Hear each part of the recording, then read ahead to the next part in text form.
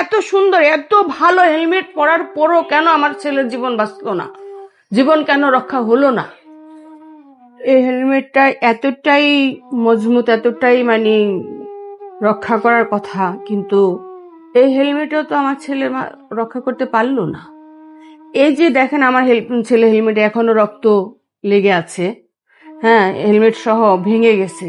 তার তার মাথার উপর দা যখন চলে গেছে এই গাড়ির চাকা, তাহলে কি পরিমাণ এত বড় স্পিড ভাবে যে এত গাড়ি চালাইয়া আমার কচি বাচ্চার জীবনটা অকালে শেষ করে দিয়ে গেল। এই হেলমেটে তো পারলো না আমার ছেলের জীবন বাঁচাইতে।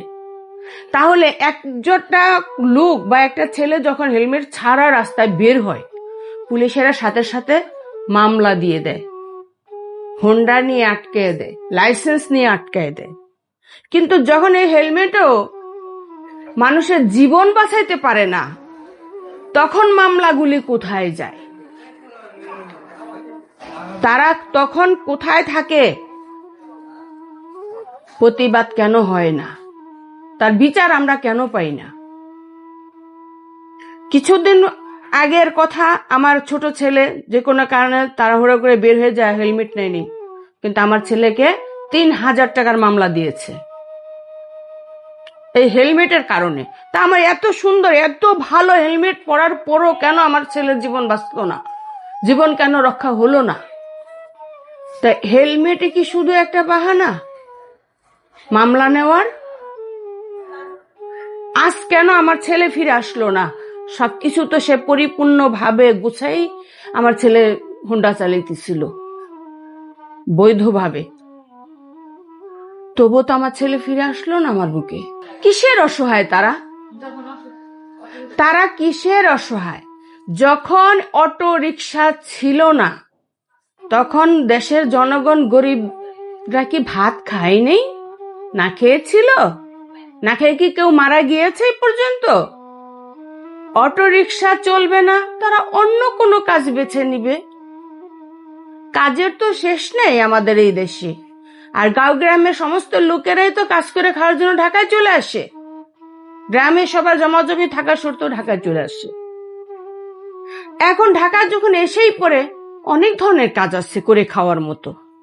শুধু ওই অটোরিকশা চালাইলেই তাদের পেটে ভাত যাবে আর অটোরিকশা তুলে দিলে তারা না খেয়ে মরবে, এমন কোন যুক্তিতে আমরা মাইনে নিতে পারি না। এটা যুক্তি অসঙ্গত না, এটা সম্পূর্ণ একটা জাস্ট মানুষের বুঝানের যে তারা কি করে খাবে, তারাও তো গরিব।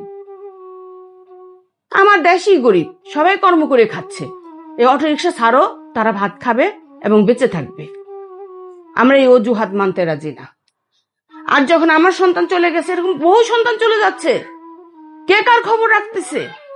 কার সন্তান কে ফিরিয়ে দিতে পারছে এই পর্যন্ত?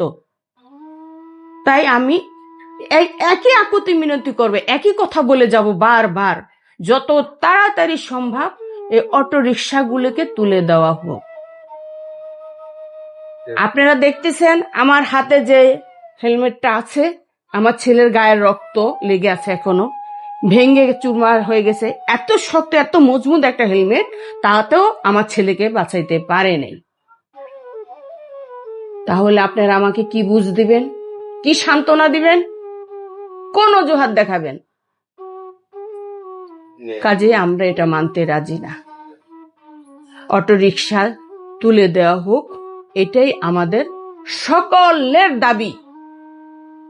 আর এই দাবি মানার জন্য আমাদের যা কিছু করার লাগে আমরা করতে রাজি আছি, পিছিয়ে যাব না।